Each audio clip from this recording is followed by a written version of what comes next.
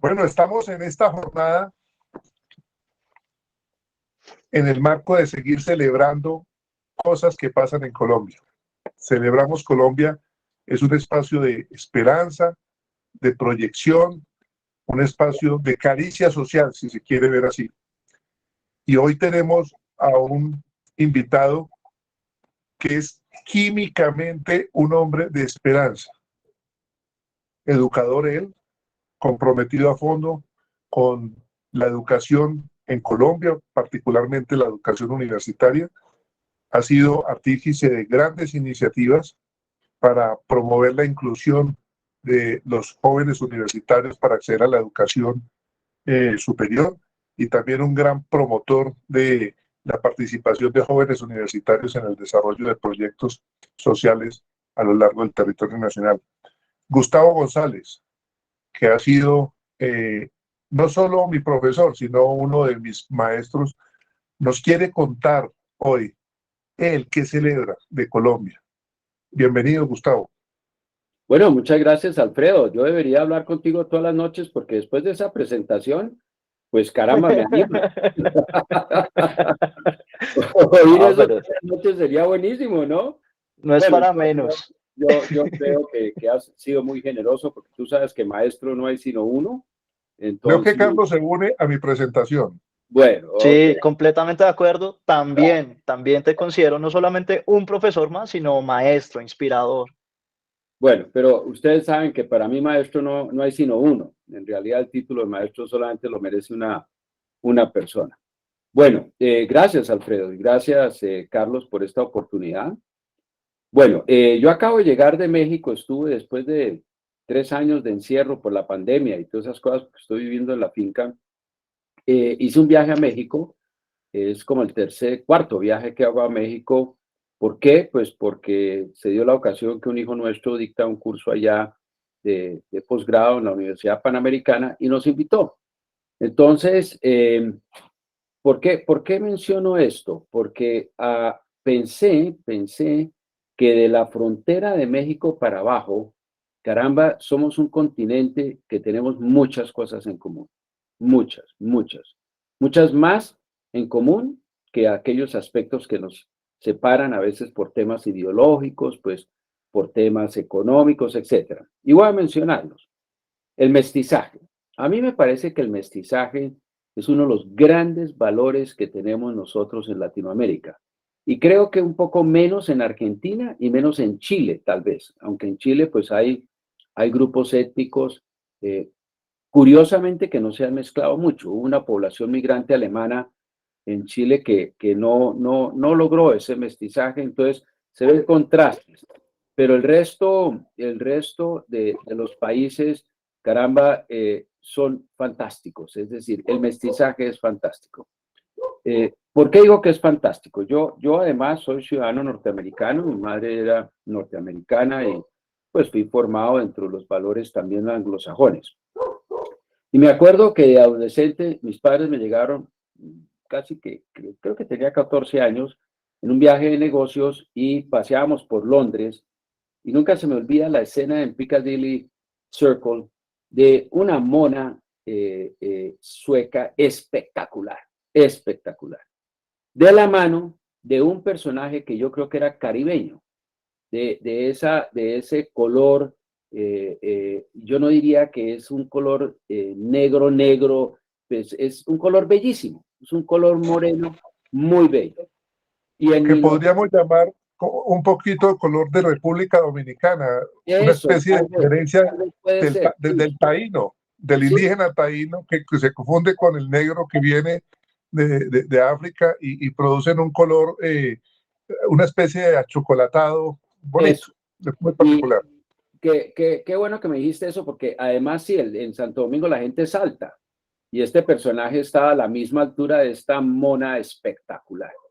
Estaban cogidos de la mano, oye, y se me vino a la mente el siguiente pensamiento. Les llevamos 400 años. Les llevamos 400 años. Por mucho que se establezcan legislaciones y constituciones, por ejemplo en Estados Unidos, de tratar de la affirmative action, de la posibilidad de que las escuelas reciban tanto personas de descendencia africana, etcétera, eso no se alcanza por legislación.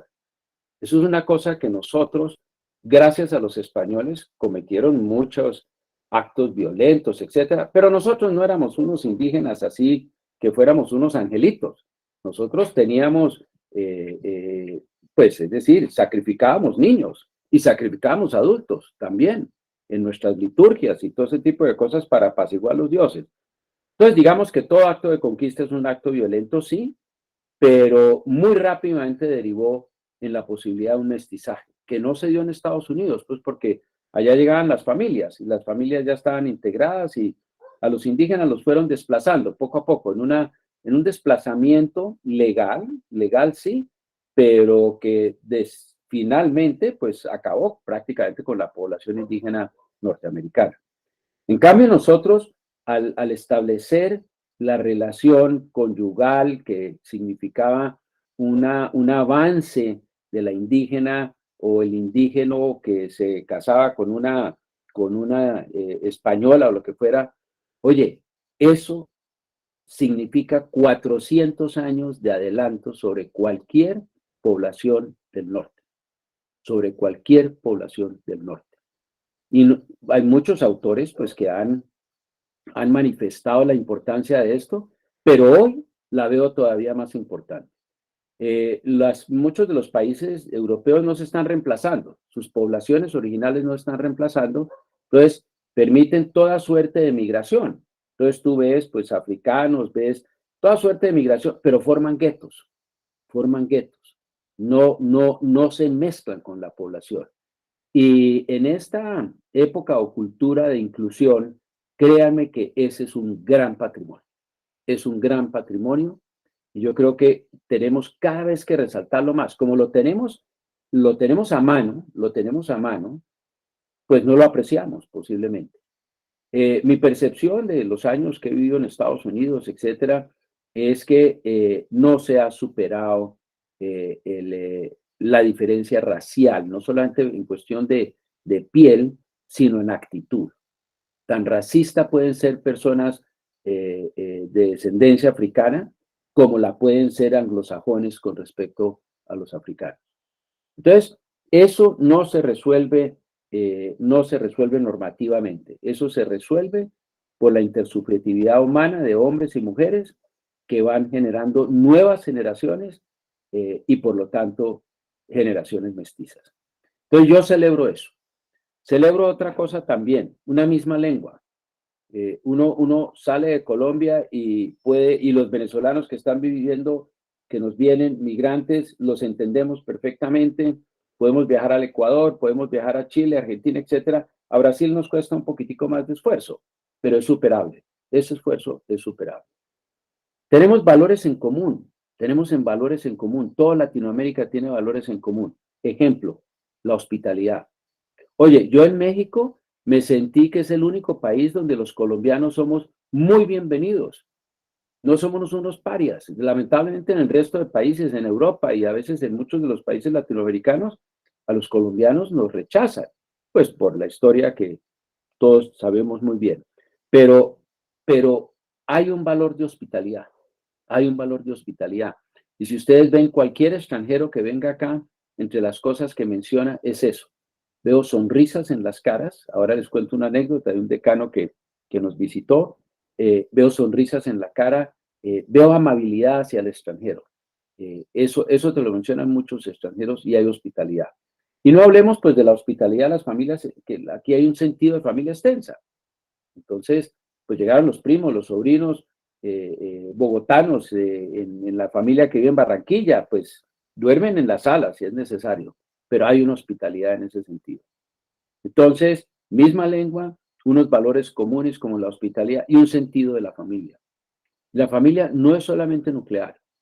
Si ustedes ven las cosas en Estados Unidos, pues en Estados Unidos la familia nuclear es prevalente. Sin embargo, hay épocas del año como el Día de Gracias, donde vuelan y se cruzan el continente para verse no solamente hermanos, sino primos, sobrinos, etc. Nosotros consideramos que la familia no es solamente nuestra familia nuclear, sino incluye tíos, abuelos, pues es natural, primos, sobrinos, etcétera. Entonces, me parece que eso hay que celebrar, eso hay que celebrarlo. Otra cosa que por lo menos lo veo en Bogotá, es este deseo de superación. Primero, pues el migrante que viene de una ciudad intermedia a Bogotá es un empresario, es decir, es quien migra es un emprendedor. Todo migrante es un emprendedor. Así sea, escapándose de una guerra, Ucrania, venezolanos que nos vienen por la situación de Venezuela, es un emprendedor. De ahí puede salir un eslogan: quien migra, emprende. Quien migra, emprende. Eso sí, porque el riesgo que asume de dejar todo, porque lo deja todo lo deja, y se va con lo opuesto, y emprende camino. Y en eso, por ejemplo, creo que los colombianos somos también ejemplares. Nosotros migramos. Usted puede encontrarse, dicen que uno se encuentra un país en cualquier parte del mundo, y eso es cierto, ¿no? Eso es cierto. Hay muchos chistes y anécdotas sobre eso, etcétera. Pero eso pertenece a un deseo de superación. Yo creo que el colombiano es un ser esperanzado. Esperanzado quiere decir que aspira a un bien, que conoce de sí una capacidad de alcanzar ese bien, pues porque ha tenido dificultades anteriormente y es capaz de vencer esas dificultades y está dispuesto a lanzarse. Y ustedes pueden ver colombianos en cualquier parte del mundo, conozcan o no conozcan el idioma. Yo siempre he sostenido que gracias a que McDonald's existe en Europa, los norteamericanos van a Europa porque encuentran su McDonald's. No se van a arriesgar a comidas que no conocen ni nada de este tipo de cosas. En el caso colombiano, no. Nosotros no tenemos nuestro McDonald's. Nosotros vamos y estamos dispuestos a cualquier cosa, a comer cualquier cosa. Y bueno, muchos sabemos que hay muchas dificultades que corren muchos de nuestros colombianos, pero todo se supera. Todo se supera. Yo siempre he visto que personas muy altos profesionales, cirujanos, hasta personas que trabajan en agricultura o personas que están trabajando en un restaurante, se los pelean. El colombiano es, como trabajador, en cualquier parte es acogido. El colombiano, yo celebro eso del colombiano, es una persona de disciplina. Eso que nosotros es motivo como de desprecio, de que vimos que el colombiano es todero, porque nunca te dice, es que no soy capaz, no, voy a hacerlo. Les cuento una anécdota. Aquí yo vendo escasas 10 litros de leche, y por lo tanto, pues viene una persona y la recoge. Y viene en una motocicleta, Arles se llama. Arles tiene 2 hijos, y viene con su cantina atrás, y recoge la leche de varias fincas, pequeñas fincas que tenemos aquí alrededor, y por lo tanto la producción es baja y él la recoge y luego la jarretea. El término jarretea es que va a la mesa, porque esta es una vereda, va a la mesa y vende la leche por jarras. Eso es jarretear la leche. Entonces se gana una porción del precio que nos paga a nosotros, paga su gasolina, etcétera, se gana una porción. Y entonces hace pocas semanas viene y me dice, mire, le cuento que ya no voy a seguir comprando la leche. Le dije, vaina, Arles, me deja usted muy emproblemado. Me dije, no, mi hermano va a hacer eso, yo ya le vendí la moto a mi hermano en Cantil. Le dije, ¿usted qué? ¿Por qué lo va a dejar? No, es que me voy a Brasil. Y le dije, ¿y a Brasil? ¿Y es la primera vez que usted sale? No. Yo estuve en España. ¿Cómo así? ¿Usted estuvo en España? Sí, yo fui a España, pues allá tengo un pariente. Y bueno, ¿y usted qué hacía en España? Ah, no, eso sí, de todo. Entonces, por ejemplo, pues había un señor que tenía un árbol muy grande y la gente no se lo podaba o le cobraba mucho y yo le dije que yo se lo podaba. Y entonces me conseguí unas escaleras y le dejé ese árbol como ustedes no se imaginan. Pues me dio empleo por un año, no solamente de jardinero, sino yo era el conductor de él, etcétera. Es el todero. Le digo, bueno, ¿por qué se vino usted de España? Me dijo, no, porque me hace falta la familia. Yo soy del Valle y entonces me hacía falta mi mamá, mi papá, todos, pero me vine de allá. Y ahora, después de 2 o 3 años acá, se va para el Brasil, a probar suerte en el Brasil. Y allá está, personaje de unos 30 y pico de años. A mí me dejó como lección, este es el colombiano. Este es el colombiano. El colombiano es un personaje esperanzado, emprendedor, echado para adelante, sufrido. Yo creo que no hay familia colombiana que no haya pasado el flagelo de la violencia, de la guerrilla, del narcotráfico, de los paramilitares, etc. No hay familia colombiana que no tenga en su parentesco alguien que haya sufrido. Entonces, yo diría que el colombiano es sufrido, pero ha superado ese sufrimiento.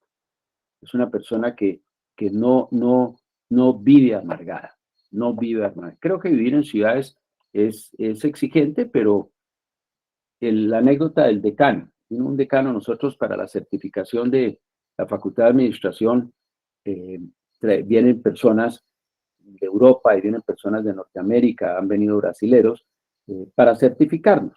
El proceso es muy sencillo, el proceso es pues sencillo y no, porque uno formula su misión, su estrategia, su visión, y hay una serie de actividades que uno tiene que cumplir, publicaciones internacionales, cursos de determinado nivel, etcétera, y ellos vienen 3 días muy bien preparados, han leído todos los informes y luego entrevistan a la gente, entrevistan a estudiantes, entrevistan a egresados, entrevistan a empresarios, etcétera, y se forman un concepto, a pesar del poco tiempo que están, se forman un concepto y eso es lo que le da a uno la acreditación o no.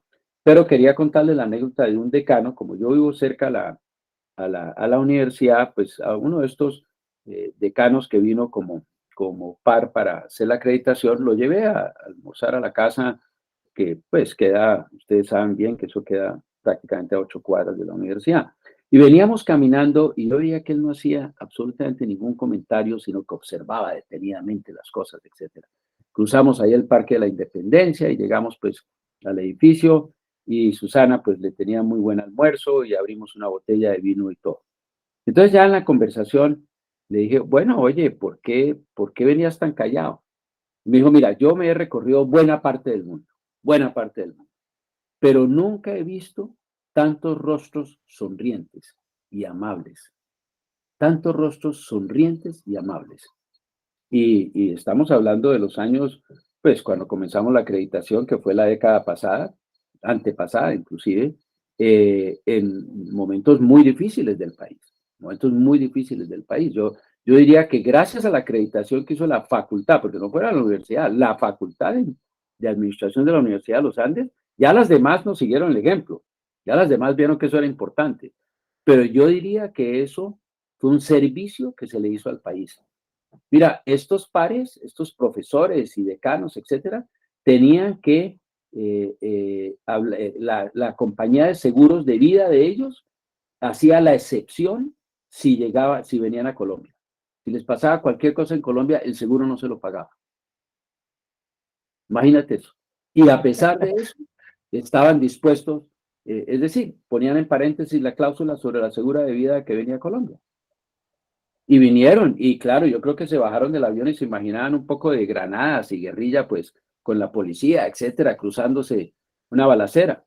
Y de golpe era ese efecto, wow, un efecto, wow, ¿no? Esto es Colombia, esto es Colombia. Y muchos repitieron, muchos volvieron, y todo ese tipo, volvieron en muchas ocasiones pidieron volver.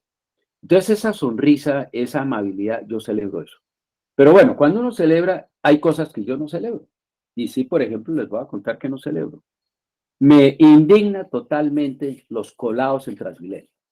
Yo no he visto una cosa más desmoralizante en una ciudad que eso. Ahora, los colados que veo, no crean que son indigentes. No, son personas con maletines, son profesionales de una gran agilidad.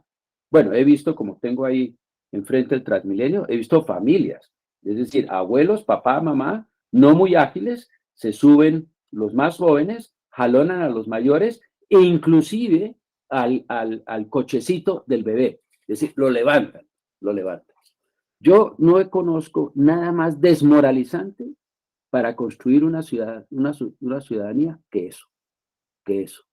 Ese sentimiento de la persona que paga su pasaje, que espera a que venga y tener que yo diría que aguantarse el irrespeto, como quien dice, oiga, usted sí es un soberano bobo, pagar el pasaje. Mire, Esto no es sino tener un poquitico de agilidad y se sube. Me imagino que pronto habrán escaleras especiales para los personajes. Eso a mí me parece tremendamente desmoralizante. ¿Qué no celebro? Un individualismo de muchas personas en donde primero soy yo, segundo soy yo y tercero soy yo. Y eso lo ves, por ejemplo, en las colas. La gente, durante la pandemia, de las cosas, digamos, positivas de la pandemia, es que por primera vez vi en Colombia que se respetan las colas. Se respetan. Pero eso ya se perdió, lamentablemente. Eso en un país del norte es inaceptable. Y eso es como decir a la otra persona, pues, es decir, cuando tú es decir, rompes una cola, es como decirle, mire, no sea bobo, hombre, no se ponga a esperar allí a hacer cosas. Bueno, y finalmente, yo diría que un sentido de lo público. No hay un sentido de lo público. Lo público es tierra de nadie o del avivato de turno, ya sea en espacio o ya sea en recursos, como vemos, pues el tema de la corrupción, que no es un asunto solamente de funcionarios públicos, eso es una gran tergiversación, porque a la hora de la verdad, empresarios privados, etcétera, confabulados con funcionarios, pues todos cometen corrupción. Lo mismo, a mí me parece que cualquier persona que ejerza una subversión también, pues es una erosión de lo público, como también, pues el corrupto es una erosión de lo público. Eso sería lo que no celebraría de Colombia, y yo creo que eso se puede corregir. Bueno, a grandes rasgos, Alfredo y Carlos, pues eso sería lo que celebro y no celebro. No sé si quieren ustedes que sigamos. No, claro que sí, claro que sí. Yo quería rescatar algo que mencionas y es todo esto que sí celebras del mestizaje, de la misma lengua, de los valores compartidos, de la hospitalidad, del sentido de familia extensa, el sentido del migrante emprendedor, ese sentimiento de ser esperanzado. ¿Qué se necesita para que lo podamos seguir celebrando? Porque a pesar, tú hablas de una sola lengua, pero pues en Colombia hay muchas otras también, ¿no? Bueno, pero fíjate que no son lenguas escritas, entonces va a haber mucha dificultad en poder, digamos, extender esas lenguas, etcétera. Yo creo que hay que tener un profundo respeto por ellas, pero muchas lamentablemente pues se están perdiendo. No, a mí me parece que el castellano es un valor, es un valor. Lamentablemente mucha gente considera que el inglés es más importante, ¿no?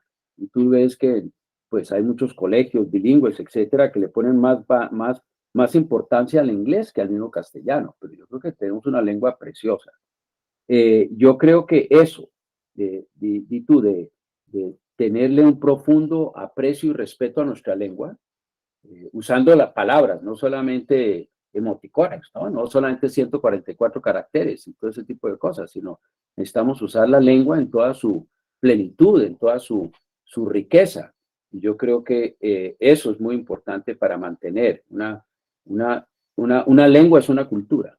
Una lengua es una cultura, Carlos. Entonces, yo creo que debemos de darle mucho valor. Me parece estupendo que seamos bilingües o trilingües o lo que sea y estudiemos otras lenguas, etcétera. Pero la primera es la que debemos darle valor. Esa es la primera. Oye, ¿podemos interrumpir un minutico porque me toca controlar los perros? ¿Sí? Claro que sí, podemos. Ok. Semanitas después.